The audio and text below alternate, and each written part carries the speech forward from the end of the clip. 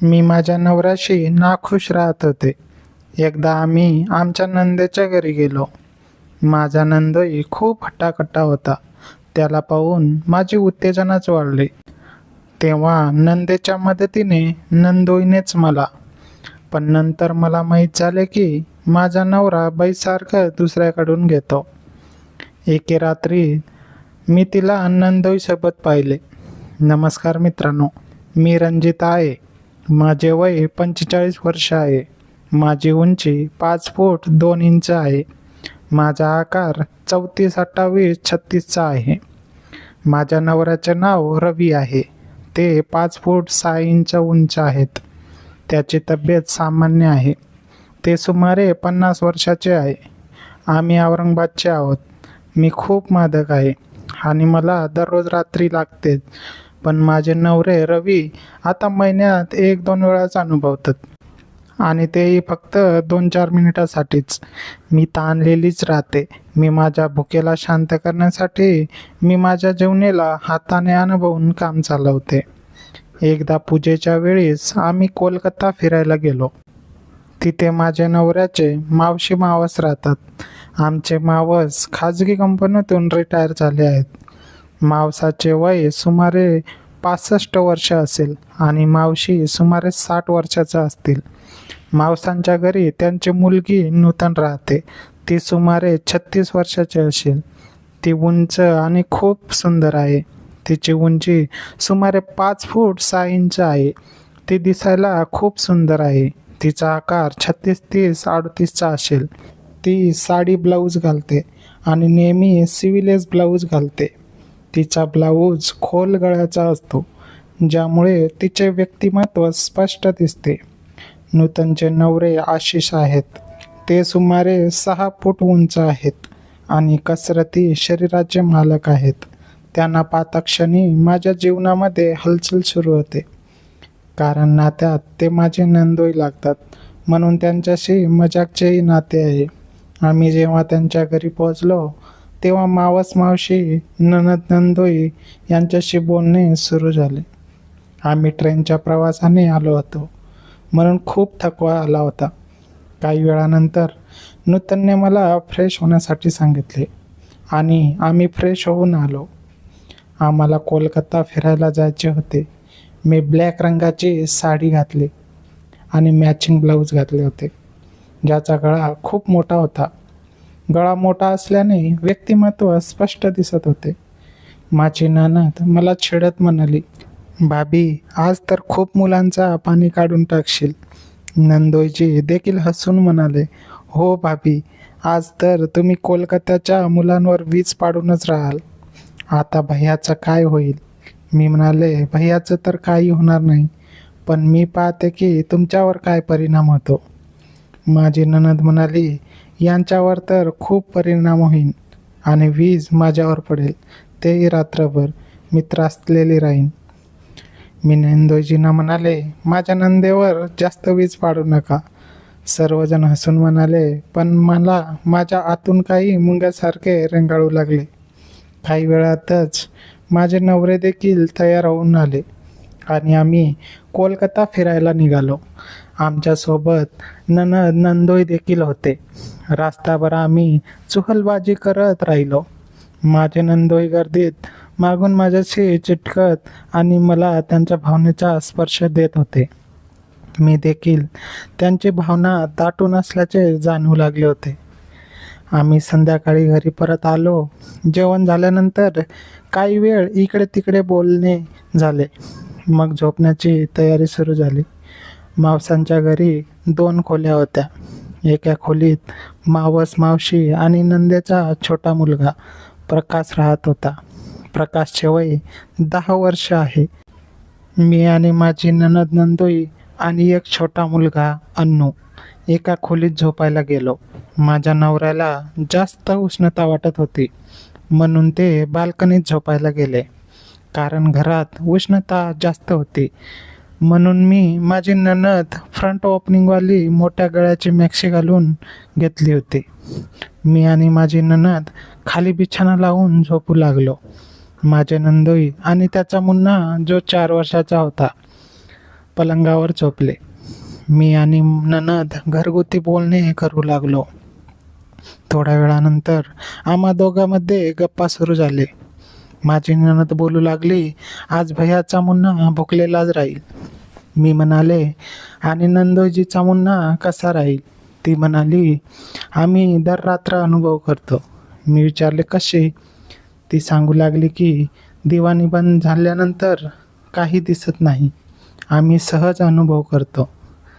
मला तिच्या बोलण्याने कामवासना उठू लागली. माझी ननद विचारू लागली, भाभी तुम्हा दोघांमध्ये लाईफ कशी आहे? मी म्हणाले की माझे नवरा रवी महिन्यात 1 किंवा 2 वेळाच करतात, तेही 2 ते 4 मिनिट. तेव्हा ननद म्हणाली, म्हणून तुमचे व्यक्तिमत्व अजून छोटीच आहे. मी म्हणाले, नंदोजी कशा प्रकारे अनुभव करतात? ननद म्हणाली, ते तर मला 2 ते 3 वेळा नक्की जाणवतात, आणि तेही अर्धा तास. मला तर पूर्ण निचडून टाकतात. मी म्हणाले, म्हणूनच तुमचे व्यक्तिमत्व असे आहेत. ती हसू लागली. या सर्व बोलण्याने आम्ही दोघेही गरम झालो होतो. नूतनचे बोलणे ऐकून माझ्या अंगात जणू विजेंचा करंटच धावला. 36, 30, 38च्या त्या भरदार शरीरयष्टीची नूतन जेव्हा तिच्या आणि आशिषजींच्या खाजगी क्षणाबद्दल सांगत होती, तेव्हा माझ्या डोळ्यांसमोर फक्त आशिषजींचा तो 6 फूट उंच आणि पितळदार देह येत होता. मी हळूच नितूनला विचारले, अगं पण अर्धा तास? इतका वेळ कसं काय शक्य आहे? माझे रवी तर 2 मिनिटातच हातपाय गाळून मोकळे होतात. नूतन गालातल्या गालात हसली आणि तिने आपला हात माझ्या हातावर ठेवला. तिचा स्पर्शही मला त्या क्षणी खूप गरम जाणवला. ती कुजबुजली, भाभी आशिषजींना खेळाडू असल्यासारखा सराव आहे. ते सहजासहजी हारच मानत नाही. मला तर कधी कधी वाटतं की मीच थकून जाईन, पण त्यांची भूक शमत नाही. तिचे हे शब्द ऐकून माझ्या छातीची धडधड वाढली आणि मला आतून घाम सुटू लागला. मी नूतनचा हात धरले आणि म्हणाले, नशीबवान आहेस ग तू नूतन. मला तर वाटतंय की देवाने मला फक्त ताणलेले व्याकुळ होण्यासाठीच बनवलं आहे. अंधारात नूतनने माझ्याकडे पाहिलं. तिचे डोळे चमकत होते. तिने हळूच विचारले, भाभी मग तुम्ही तुमची तहान कशी भागवतात? मी लाजत आणि थोडा संकोच करत तिला सांगितलं की मी स्वतःच्या हाताचा आधार घेऊन कसंबसं मन शांत करते. हे ऐकून नूतनला माझी दया आली की काय कुणास ठाऊक. तिने आपला हात माझ्या कमरेवरती फिरवायला सुरुवात केली. ती म्हणाली, भाभी तुमची ही 34, 28, 36ची फिगर पाहून तर कोणाचंही मन डळमळीत होईल. आशिषजी तर मगाशी प्रवासात तुमच्याचकडे बघत होते. आशिषजीचे नाव निघताच माझ्या मनात पुन्हा एकदा कालवाकालव सुरू झाली. मला आठवलं की कसं गर्दीत ते माझ्या अगदी जवळ आले होते आणि त्यांचा स्पर्श मला किती उत्तेजित करत होता. नूतन पुढे म्हणाली, जर आज भैया बाल्कनीत झोपले आहेत तर तुम्हाला असुरक्षित वाटण्याचं काहीच कारण नाही. आम्ही दोघेही आता पूर्णपणे त्या रोमॅन्टिक वातावरणात वाहून गेलो होतो. नूतनने माझ्या कानात विचारले, भाभी जर आशिषजींनी तुम्हाला स्पर्श केला तर तुम्हाला चालेल का? तिचा हा प्रश्न ऐकून मी पूर्णपणे सुन्न झाले, पण मनात एक सुप्ततेच्या जागी झाली होती. मी काहीच बोलले नाही, फक्त एक दीर्घ श्वास घेतला. नूतनने माझ्या गप्प राहण्याचा अर्थ ओळखला होता. तिने पलंगावर झोपलेल्या आशिषजीकडे पाहिलं.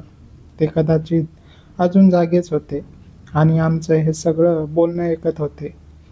खोलीत फक्त पंख्याचा आवाज येत होता, पण आम्हा दोघीच्या श्वासांचा वेग वाढला होता. नूतनने हळूच पलंगाकडे इशारा केला आणि आशिषजी हलकेच हलले.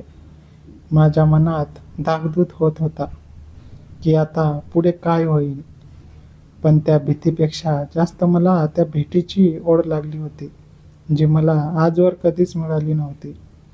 नूतनचा तो खोडकर इशारा पाहून आशिषजींनी हळूच कूस बदलली आणि ते पलंगावरून खाली उतरले. अंधार असल्याने फक्त त्यांच्या उंच शरीराची सावली दिसत होती. पण माझ्या काळजाचा ठोका चुकला. नूतनने माझा हात सोडला आणि ती हळूच बाजूला सरकली. तिने खुणेनेच आशिषजींच्या माझ्या शेजारी येऊन बसण्यास सांगितले. मला जाणवलं की आशिषजी आता माझ्या अगदी जवळ आले आहेत. त्यांच्या शरीराची उष्णता मला माझ्या मॅक्सीच्या आरपार जाणवू लागली. ते 6 फूट उंच आणि कसरती शरीर असलेले आशिषजी जेव्हा माझ्या शेजारी बसले तेव्हा मला 34, 28, 36च्या माझ्या शरीरातून पुन्हा एकदा मुंग्या आल्यासारखं वाटले. त्यांनी आपला हात सावकाशपणे माझ्या खांद्यावर ठेवला. त्यांचा तो रांगडा आणि मर्दानी स्पर्श होताच मी डोळे घट्ट मिटून घेतले. नूतन बाजूला बसून हे सगळं पाहत होती आणि हसून मला धीर देत होती. तिने दबक्या आवाजात विचारले, "भाभी, कसं वाटतंय?" आशिषजींचा स्पर्श रवी भैयापेक्षा वेगळा आहे ना? मी काहीच बोलू शकत नाही. फक्त मान हलवली. आशिषजींचा आपला हात माझ्या गळ्यावरती फिरून खाली नेला, जिथे माझ्या मॅक्सीचा मोठा गळा होता. त्यांच्या बोटाचा स्पर्श इतका जादुई होता की मला वाटलं की स्वप्न बघत आहे. त्यांनी माझ्या कानात हळूच कुजबुजले, "भाभी, आज तुम्ही त्या ब्लॅक साडीत खरोखरच कोलकात्याच्या त्या मुलांवर वीज पाडत होतात. पण खरी वीज तर माझ्यावर पडली आहे." त्यांचे हे शब्द ऐकून मी पूर्णपणे विरघळून गेले. आशिषजींनी आपला दुसरा हात माझ्या कमरेवर ठेवला आणि मला स्वतःकडे ओढले. नूतनने हळूच आमची चादर आमच्या अंगावर ओढली, जेणेकरून अनुला जाग आली की तरी काही दिसणार नाही. आशिषजी आता माझ्या इतके जवळ होते की मला त्यांचा श्वासांचा आवाज स्पष्ट ऐकू येत होता. त्यांनी माझ्या कपाळावर एक प्रेमळ मुका घेतला आणि माझा हात आपल्या हातात घेऊन दाबला. नूतन म्हणाली, "आशिष, भाभींना आज असं काहीतरी अनुभव द्या की त्या रवी भैयांना पूर्ण विसरून जातील." आशिषजींनी हसून संमती दिली आणि आपला हात माझ्या पाठीवरून फिरवायला सुरुवात केली. माझ्या मॅक्सीचे डोर त्यांनी हळूच सेल केले. मला आता काहीच भान राहिले नव्हते. फक्त आशिषजींचा तो स्पर्श आणि नूतनचे ते प्रोत्साहन देणारे शब्द माझ्या कानात गुंजत होते. माझी इतक्या दिवसाची तहान आता हळूहळू शमत असल्याने मला जाणवू लागले होते. आशिषजींनी मला जवळ घेतले आणि त्या अंधाऱ्या खोलीत आमच्या तिघांमधील ते रोमांचक नाट्य अधिकच घडत होऊ लागलं. मगाशी नूतनने सांगितलेला अर्धा तास आता मला स्वतः अनुभवायचा होता. आशिषजींचा तो रांगडा स्पर्श माझ्या 34, 28, 36च्या शरीरावर पडताच मला जणू स्वर्ग सुखाचा अनुभव देऊ लागला. नूतनने हळूच माझा हात धरला आणि ती कुजबुजली, "भाभी, घाबरू नका. आशिषजी खूप अनुभवी आहे. ते तुम्हाला अजिबात त्रास होऊ देणार नाही." आशिषजींनी आता आपली मजबूत पकड माझ्या कमरेवर अधिक घट्ट केली आणि त्यांचा चेहरा माझ्या मानेजवळ नेला. त्यांच्या गरम श्वासामुळे माझ्या अंगावर काटा उभा राहिला. 36 वर्षाच्या नूतनने ही सर्व परिस्थिती इतक्या कौशल्याने हाताळली होती की मला आता लाज वाटण्याऐवजी एक वेगळीच ओढ वाटू लागली होती. आशिषजींनी हळूच माझ्या मॅक्सीचा गळा थोडा बाजूला सारला आणि त्यांच्या ओठांचा स्पर्श माझ्या खांद्यावर झाला. तो स्पर्श रवीच्या त्या 2-4 मिनिटांच्या अनुभवापेक्षा कितीतरी पटीने जास्त तीव्र होता. नूतन बाजूला बसून आमचे हे रोमांच पाहत होते आणि अधूनमधून आशिषजींनी खुणावत होते. 6 फूट उंच असलेल्या आशिषजींनी मला हळूच उचलून आपल्या कुशीत घेतले. त्यांच्या पितळदार शरीराचा दबाव माझ्या नाजूक अंगावर पडत होता, ज्यामुळे माझी कित्येक दिवसांची तहान आता शमेल असे वाटू लागले. खोलीत पूर्ण शांतता होती. फक्त आमच्या श्वासांचा वेग वाढलेला आवाज येत होता. आशिषजींचे हात आता माझ्या पाठीवर फिरू लागले, ज्यामुळे मला कमालीची उत्तेजना जाणवू लागली. नूतनने हळूच आपला हात आशिषजींच्या पाठीवर नेला आणि म्हणाली, "आशिष, आज भाभींना पूर्ण तृप्त करा. त्यांनी कळू द्या की खरंच सुख काय असतं. आशिषजींनी माझ्या डोळ्यात पाहिले आणि मी संमतीने माझे डोळे मिटून घेतले. बाल्कनीत रवी झोपलेले होते आणि शेजारच्या खोलीत मावस मावशी. पण या खोलीत सुरू असलेला हा रोमांस आता एका वेगळ्याच उंचीवर पोचला होता. आशिषच्या हाताची जादू माझ्या शरीरावर चालूच होती आणि नितूनचा तो पाठिंबा मला अधिकच धीट बनत होता. मला आता फक्त आशिषजींचा तो अर्धा तासांचा अनुभव हवा होता, ज्याची नूतनने मगाशी स्तुती केली होती. आशिषजींनी हळूच आपले ओठ आपल्या ओठांत घेतले आणि त्या क्षणी मला जगाचा विसर पडला.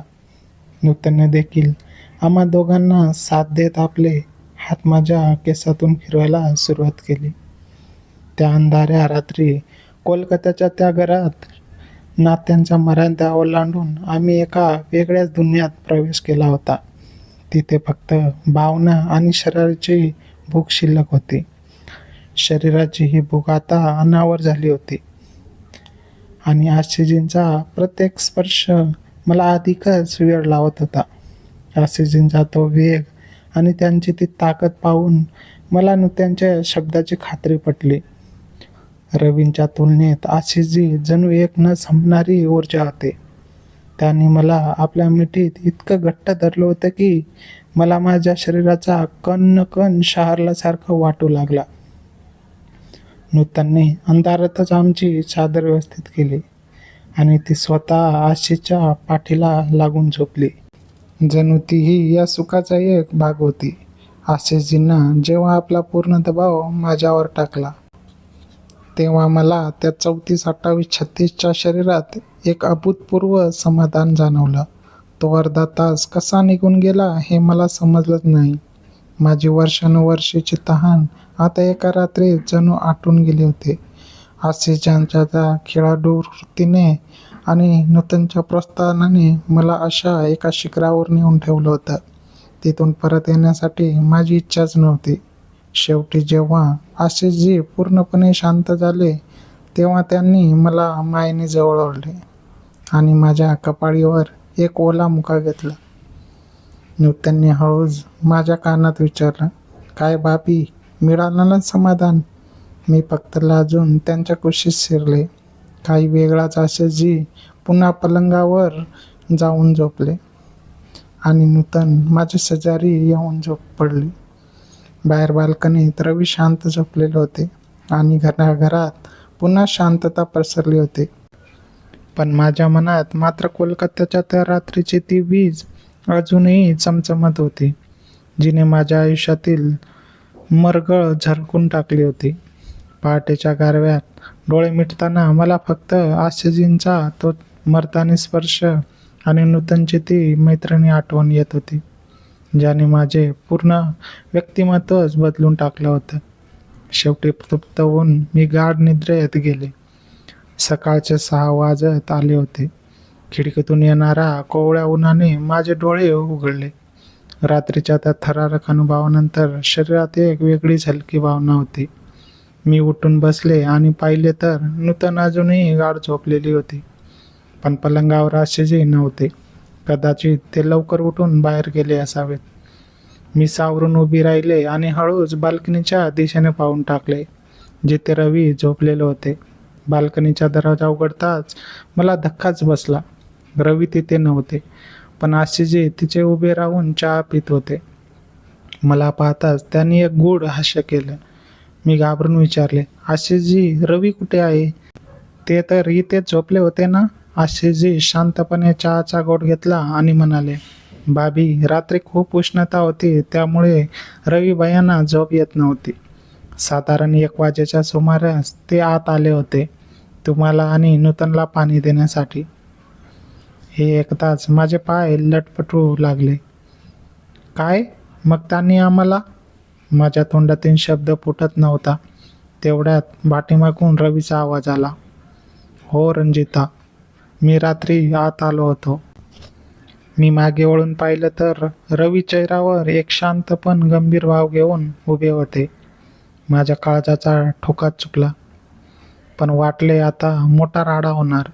पण रवी पुढे आले आणि त्यांनी आशिषजींच्या खांद्यावर हात ठेवला. रवी शांतपणे म्हणाले, रंजिता, मला माहीत आहे की मी तुला ते सुख देऊ शकत नाही ज्याचे तुला गरज आहे. रात्री जेव्हा मी आत आलो होतो आणि आशिषला तुझ्याजवळ पाहिले तेव्हा आधी मला राग आला, पण नूतनने माझा हात धरला आणि मला सर्व काही समजावून सांगितले. तिने मला सांगितले की आशिष आणि ती दोघांनी मिळून हे ठरवले होते की तुला आयुष्यातलं ते एक राहून गेलेलं सुख मिळवून द्यायचं. मी तिथेच उभा राहून सर्व पाहत होतो आणि मला पहिल्यांदा जाणवले की तू किती आनंदी होतीस. हा माझ्या आयुष्यातील सर्वात मोठा ट्विस्ट होता. ज्या पतीपासून मी हे लपून पाहत होते ते स्वतः त्या रात्रीचे साक्षीदार होते आणि त्यांनी रागवण्याऐवजी माझ्या सुखाचा विचार केला होता. नूतनने मागून येऊन मला मिठी मारली. नूतन, आशिषजी आणि रवी या तिघांनी मिळून माझ्यासाठी रचलेला हा प्लॅन होता, ज्यामुळे आमचे नाते तुटण्याऐवजी एका वेगळ्या सामंजस्याच्या वळणावर येऊन थांबले होते. कोलकात्याची ती ट्रिप माझ्यासाठी केवळ पर्यटन ठरले नाही, तर ती माझ्या आयुष्यातील सर्वात मोठी मुक्ती ठरली. रवीचे ते शब्द ऐकून माझ्या पायाखालची जमीनच सरकली होती, पण त्यांच्या चेहऱ्यावरील शांतता मला काहीतरी वेगळंच सुचवत होती. मी गोंधळलेल्या अवस्थेत रवीकडे पाहत राहिले. रवींनी आशिषजीकडे एक ओळखीचा कटाक्ष टाकला, ज्यामध्ये काहीतरी गुपित दडलेलं होतं. रवी जवळ आले आणि माझा हात हातात घेऊन म्हणाले, रंजिता, तुला वाटतंय की मी तुला पूर्ण करू शकलो नाही कारण मला आवड नव्हती, पण सत्य काही वेगळंच आहे. लग्नाच्या इतक्या वर्षानंतर आज मला कबूल करायचं आहे की माझी ओढ कधीच स्त्रियांकडे नव्हती. हे ऐकताच मला धक्काच बसला. रवी पुढे सांगू लागले, मला नेहमीच एखाद्या पुरुषाच्या मिठीत राहून ती बनवून अनुभव घेण्याची ओढ होती, पण समाजाच्या भीतीने मी कधी काही बोलू शकलो नाही. आशिषला मी खूप वर्षापासून ओळखतो आणि तो एकमेव असा व्यक्ती आहे त्याने मला समजून घेतलं. त्या क्षणी मला रात्रीच्या अंधारातील एक गोष्ट प्रकाशाने आठवले. जेव्हा आशिषजी माझ्याजवळ होते तेव्हा नूतन फक्त तेथे बसून नव्हती, तर ती रवीच्या हातात धरून त्यांच्याही त्या वातावरणात सामावून घेत होती. मला समजले की रात्रीच्या त्या अंधारात जेव्हा मला वाटले की फक्त मीच आशिषजीच्या स्पर्शात आनंद घेते, तेव्हा माझ्या बाजूलाच रवी देखील आशिषच्या त्या रागड्यात व्यक्तिमत्वाचा एक वेगळाच श्रीसुलभ अनुभव घेत होते. माझे नंदोई आशिषजी केवळ माझ्यासाठीच नाही तर माझ्या नवऱ्यासाठी त्यांच्या सुप्त पूर्ण करण्याचे माध्यम बनले होते. रवीचा तो कल मला आजवर कधीच जाणवला नाही होता, कारण त्याने तो नेहमीच दबलेला पुरुषार्थाखाली लपवून ठेवला होता. पण काल रात्री नूतनच्या मदतीने त्याने स्वतःला मोकळं केलं होतं. नूतन हसून म्हणाली, भाभी, आता आपल्या दोघांनाही समस्या सुटल्या आहे. तुम्हाला तुमची तहान भागवणारा मर्द मिळाला आणि भैयानं त्यांचं हरवलेलं रूप अनुभवायला मिळालं. मला आता समजले होते की नूतन आणि आशिषजींचे नाते किती आधुनिक आणि मोकळ्या विचारांचे आहे. आमच्या दोघांच्याही शारीरिक गरजा पूर्ण करण्यासाठी त्यांनी हा जो मार्ग निवडला होता तो कोणालाही न दुखावता सर्वांना तृप्त करणारा ठरला. त्या दिवशी कोलकात्याच्या त्या घरात आम्ही फक्त नातेवाईक उरलो नव्हतो, तर एका अनोख्या आणि गुपित सुखाचे भागीदार झालो होतो. माझी तहान आणि रवीची ती लपलेली इच्छा दोन्ही आता आशिषजींच्या त्या अफाट ऊर्जेत विरघळून गेल्या होत्या. मित्रांनो, कथा कशी वाटली कमेंट करून नक्की सांगा. आणि असे जोडपे तुमच्या गावात आहे का ते पण कमेंट करून नक्की सांगा. धन्यवाद.